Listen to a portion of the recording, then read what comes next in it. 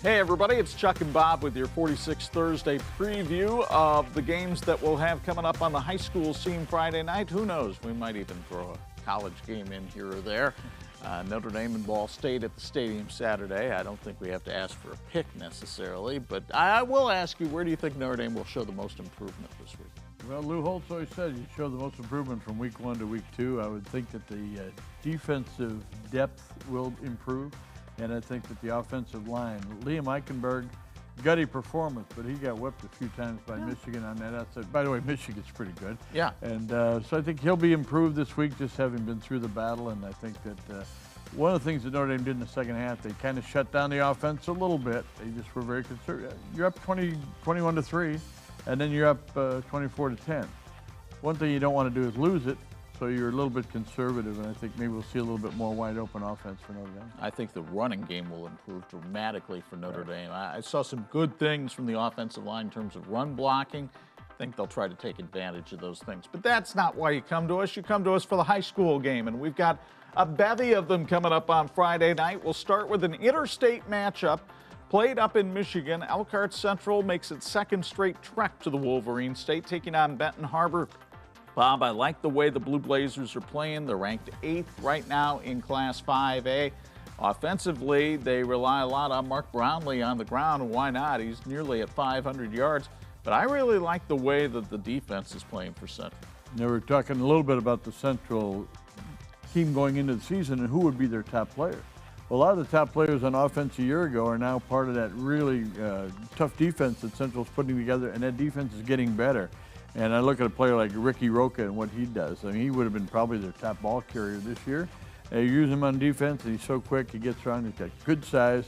And that Central defense has a lot of pride. That program is really, really making strides. But you saw Mark Brownlee running the football there. He'll be a challenge for the Benton Harbor defense. Benton Harbor has some explosive players on offense. Jalen Jones really showed himself in opening week against Harper Creek, but they're coming off a loss to South Christian.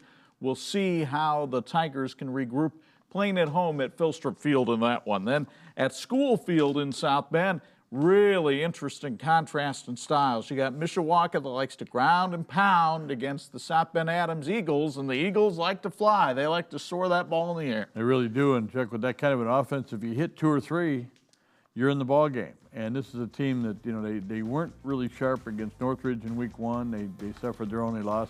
Since then, they've kind of simplified things. They'd like to throw the ball. Defense has got some young players that are playing better. You're going to have to play really well. You have assignment responsibilities against Mishawaka, and that's going to be crucial to try to stop that offense that they run.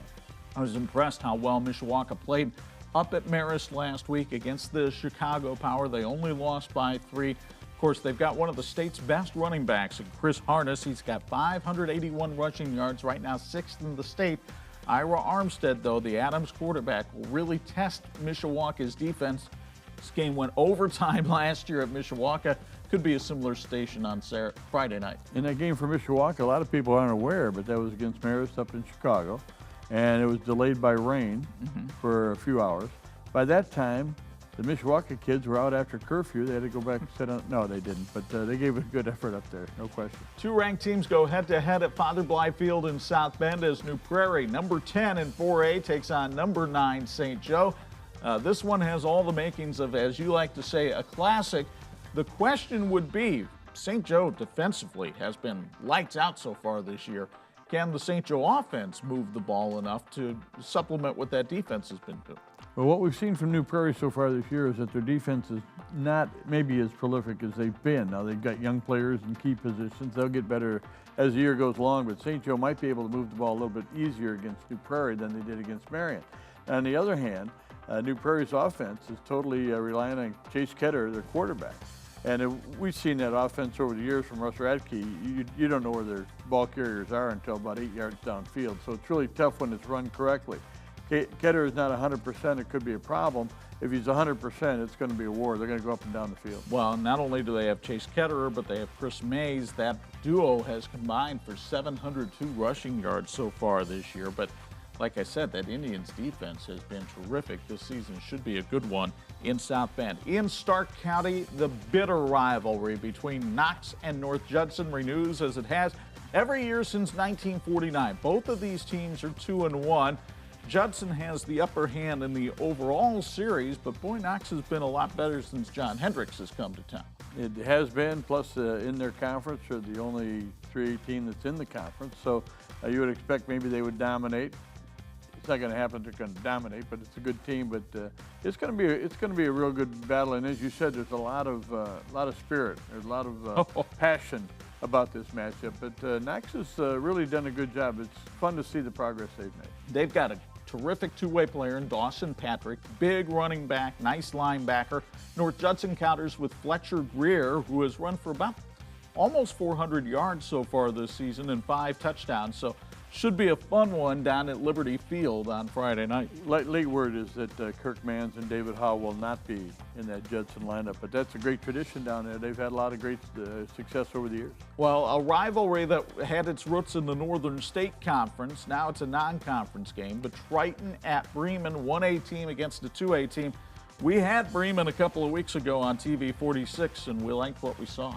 Very impressed with the way they're running their program, the confidence they have, the leadership they have. They've got some outstanding players on that team, or players that have been through some issues in their careers and now playing their best football, as we're seeing right here. Nathan Mullen, a tough train to stop, and then you've got the throwing of Ryan Caldwell, who hit Sam Huffman on that touchdown pass. So Bremen seems to have a lot of weapons. Triton, of course, has quarterback James Snyder, who is a terrific passer. I just don't know if the Trojans have enough around them.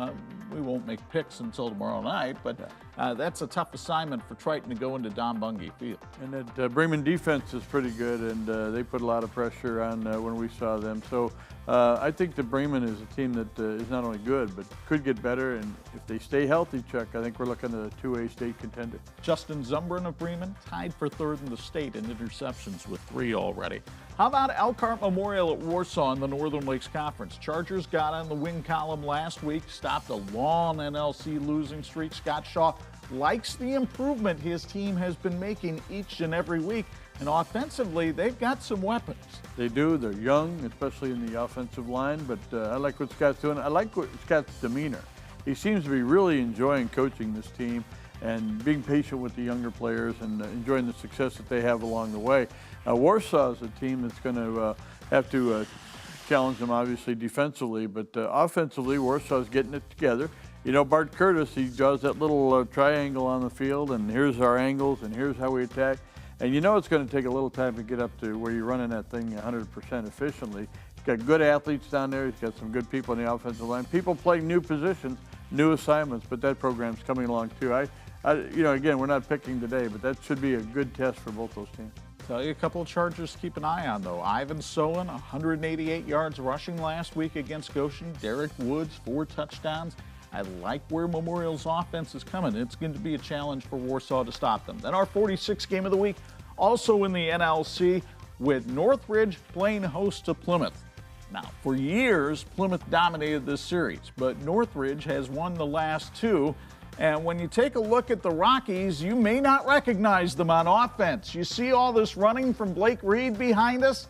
Well, he's still going to run the football, but they're starting to chuck it around a little bit at Plymouth. Yeah, they're spreading it out. And the thing about football these days is coaches always want to create space. Your good athletes can really perform when they get some room to work. And Coach Barron's son is now running the offense. They're taking some of the other players and put them in key positions where they can be effective.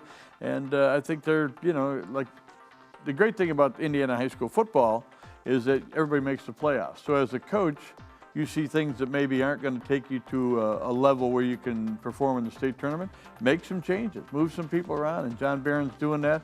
And I would think the kids are really excited going over to play Northridge, and they better be, because Northridge is a good football. Well, let me share something with you, folks. In the Northern Lakes Conference last year, there were only 2 non-seniors to be all-conference. One of them was Bronson Yoder at Northwood, and the other was Julius Graber at Northridge. And if he's not all-conference this year, they ought to have an investigation, because when you look at Northridge, who's their leading rusher? Julius Graber. Who's their leading passer? Julius Graber. Who's their leading return man? Julius Graber. Who's their leading tackler? Julius Graber. Who leads them in interceptions? Julius Graber. It's not a one-man team. He's got some help around him. It's young help, but like Bill Sharp used to tell us, if they don't bite when they're puppies, they won't bite when they're dogs. And Northridge has some puppies that'll bite you. And I love their head coach. You know, we've made some graphics that say different things. One of them is that these aren't necessarily the Raiders, they are the Woga men. And Tom Wogaman has done a nice job there at Northridge. He's established a program, he's believed in his system. The kids come up, they learn the system, the JV team, the freshman team, they learn the system. When they get there, they're ready to compete. We've seen Julius Graber compete, by the way, since he was a sophomore. I mean, you don't see many guys with football pants wearing a belt, but he needed one. But now he's really filled out. He's a mature young man and terrific leader. And again, you don't look at him and say, well, he's going to play in the NFL. But I'll tell you what, somebody at the collegiate level can use the Julius Graber. He's a great competitor. If you like hard-hitting, hard-nosed football, 46 is the place to be tomorrow night with Plymouth at Northridge. That's our game of the week. We'll see you tomorrow night at 11 and Saturday morning at 9, although you're a little busy. I'm a little busy, yeah. I'm involved in a program. Muffin McGraw's going to get an award, which is really nice. I had to bring up a point that, you know, you grilled Brian Kelly the other day in the press conference. Oh, yeah. You grilled him. But I tell you what, you brought up a great point about Indiana high school football, and he was very complimentary about the football and the coaching that goes on here in Indiana. And we look forward also to seeing a number of those former NIC players come back with Ball State this weekend. Danny Pinter from Adams, their starting tackle. Right behind him is Grant Williamson. John Ricketts from Bremen is a backup tackle. Tavante Malone from Adams is down there. So a lot of local players representing at Ball State. And that's one of the reasons we like to show them on the game Paul of the week. Moala at Notre Dame? Paul Moala's at Notre Dame, and a number of great players in this area. And that's why we like to show them to you when they're fresh in high school, so you get a chance to see them, and you'll see them Friday night at 11 and Saturday morning at 9. For Bob Nagle, Chuck Freeby, thanks for joining us on 46 Facebook Live.